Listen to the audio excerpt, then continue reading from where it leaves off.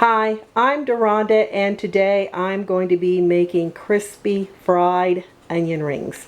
And I'm going to start off with 1 cup of all-purpose flour, 2 tablespoons of cornstarch, 1 cup of buttermilk, 1/4 teaspoon of cayenne pepper, 2 teaspoons of sugar, 1 teaspoon of salt, and 1 teaspoon of baking powder. Not soda, but baking powder. And here I have Vidalia onions that I'm going to show you how to separate here in a little bit. And over here I have my pan heating with oil. I've got about 2 cups of oil in here.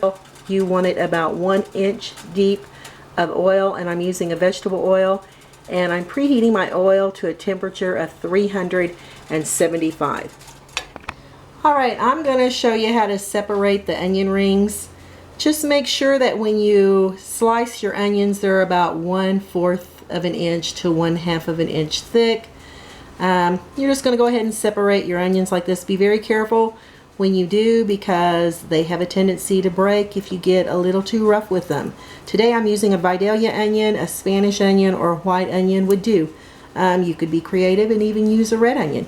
Now for these little guys in here, I usually use this for a soup or some sort of dish that I'll be making later on. Alright, now it's time to add all your dry ingredients into your flour. There's your salt and your baking powder. Give it a quick whisk.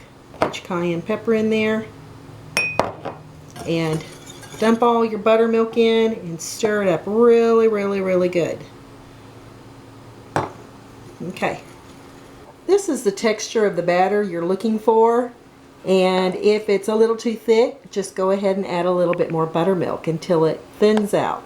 Dip your onion rings in the batter and make sure you coat them well before adding them into the frying pan, and make sure you get all the sides and let them drain nicely. The oil's ready for me to add my onion rings to. And we're going to fry these onion rings on each side for about 1 minute. You only want to turn your onion ring 1 time while you're frying it. Just turn it 1 time. 1 minute's up and it's time to turn the onion rings. Woo, look how beautiful and golden brown those are. If you're wondering what I'm using to turn the onion rings, this is a bamboo skewer. And I think it works perfectly to make sure all of our onion rings get turned quickly. Now we've got 1 minute on the other side. Time to remove the onion rings. It's been 1 minute on the other side, and look how beautiful and golden brown those onion rings are. I'm going to go ahead, lie them over here on a rack that I have a cookie sheet under that I've lined with paper towels, so all the oil can drain properly.